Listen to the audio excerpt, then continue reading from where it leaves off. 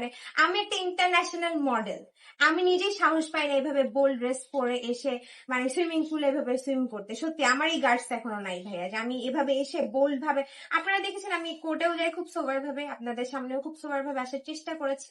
দিন শেষে একটা সামাজিকতা বলে, একটা মুসলিম কান্ট্রি, এটা একটা সামাজিকতার একটা ইস্যু থাকেই। উনি নিজেকে আসলে কি মডেলিং করতে চাচ্ছেন কি করতে চাচ্ছে আই ডোন্ট নো। আসলে ওনার মানসিক ডক্টর খুব দ্রুত দেখানো উচিত, বা ওনাকে বয়কট করা উচিত সমাজ থেকে। এই মহিলা লিটারালি সমাজে মানে এগুলোই শিখতেছে মানে হট ড্রেস পরে সুইমিং পুলে সুইমিং করছে, মানে এটা কি প্রিন্স মামুনকে আকৃষ্ট করার জন্য কিনা? এটা আমি বলতে পারবো না আসলে। উনি উনি আমার অ্যাকচুয়ালি এক পর্যায়ে মনেই হয় যে আমার সিম্প্যাথি ফিল হয় মহিলার জন্য, যে আসলে উনি হয়তো মানসিক সমস্যায় ভুগছেন অনেকদিন যাবত। না হলে এরকম কোনো বাংলাদেশে এরকম লাইলা সেকেন্ড নাই, আপনারা দেখবেন এরকম মহিলা আমি দেখিনি। সুগার মমি হয়ে উনি হচ্ছে এই সম্পর্কটাকে যেটা লিগালি কোনো কাগজ আপনাদের কাছে দেখাতে পারেনি, একটা ভিডিও দেখাতে পারেনি, বিয়ে হয়নি, এটাকে বারবার বলে আমার সংসার ভেঙেছে এই মেয়ে, হ্যান ত্যান ব্লা ব্লা ব্লা ব্লা কি বলে। তো আমি আসলে হেসেছি এতদিন এগুলা দেখে, যে আমি আমার ফ্রেন্ডরা বলে যে তুই কেন কিছু বলিস না এনাকে নিয়ে। আমি যে কি বলবো, মানসিক রোগী মহিলাকে নিয়ে আমার বলারই কি আছে? যার সাথে বিয়ে হয়নি কিছু হয়নি আমাকে এসে লাইভে এসে কান্নাকাটি করে আপনারা দেখলেন, ছবি টবি ভেঙে কি করতেছে। মানে এগুলা কি আপনাদের মনে হচ্ছে না কোনোভাবে যে এগুলা ভিউয়ের জন্যই করা হচ্ছে? ছেলেরা এগুলো শিখতেছে, ছোট ছোট ছেলেরা এখন শিখবে যে ঠিক আছে আমরা বস্তিতে থেকেও একটা সুগার মামি ধরে হ্যাঁ এরকম বিকৃতি জিনিস করে বেড়াবো। এটা কিন্তু সমাজের জন্য অনেক খারাপ হচ্ছে। এজ এ মুসলিম কান্ট্রি হিসেবে আমাদের দেশে এটা অ্যালাউ করা আমার মনে হয় না উচিত। এই মহিলাকে দ্রুত বয়কট করা উচিত আমার মনে হয়।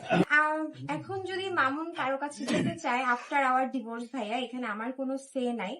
বাট আকৃষ্ট করার জন্য এগুলা করছে কিনা এটা সেই ভালো বলতে পারবে। আর আপনারা তো সবাই দেখেন আসলে সবকিছু এখন সবার কাছে ক্লিয়ার, সবাই সবকিছু বুঝতেও পেরেছে কি জন্য কিছু হচ্ছে। মানুষ তো আসলে হিট অফ দ্য মোমেন্ট যখন রাগে থাকে তখন মানুষকে ট্রিগার করলে ওই জিনিসটা ইয়ে করে। যেমন আমি একটা কথা বলতে চাই, আজকে মামুন যে ইয়াবা খাচ্ছিল, হয়তো বা আমার ওই ছবিটা সবার সামনে দেখানো উচিত হয়নি।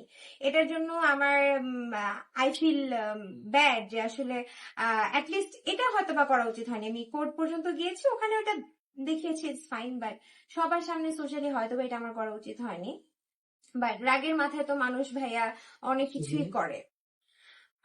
আর ওই মহিলার ব্যাপারে আর কি বলবো ভাইয়া, ওনার ব্যাপারে আসলে কথা বলার আমার রুচি কাজ করে না। আমি না পারতে 1 বছর পরে না উনার কারণে হচ্ছে না, বাট উনি এটার সাথে অনেক ভাবেই রিলেটেড, এটা আমি বলবো। উনি অনেক বাজে ইনফ্লুয়েন্স করেছে অনেক কিছুতে। বাট আমি আমার নিজের ব্যক্তি ডিসিশনে, সেটা আমার ফ্যামিলিরও না, সেটা আমার বন্ধু বান্ধবেরও না, সেটা কারো কথার দ্বারা না, এটা আমি আমার ব্যক্তিগত সিদ্ধান্ত।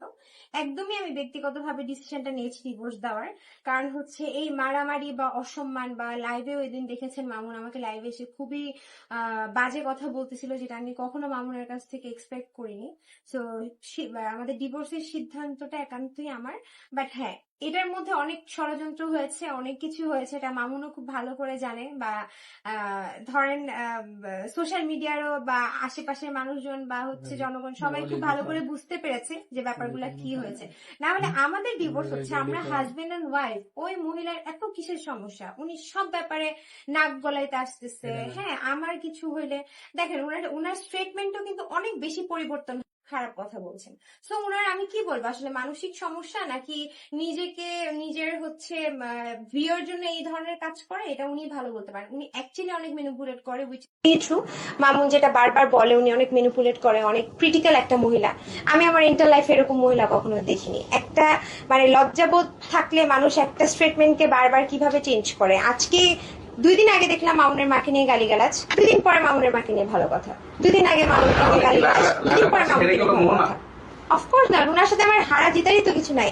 সে একটা থার্ড পার্সন, আমি মামুনের লিগালি ওয়াইফ। আমার আর মামুনের সম্পর্কটা একটা বৈধ সম্পর্ক, যেটা হচ্ছে বিয়ের মাধ্যমে হয়েছে। আর উনি হচ্ছে একটা অ্যাবনর্মাল একটা সম্পর্ককে সমাজে এস্টাবলিশ করতে চাইছে। উনি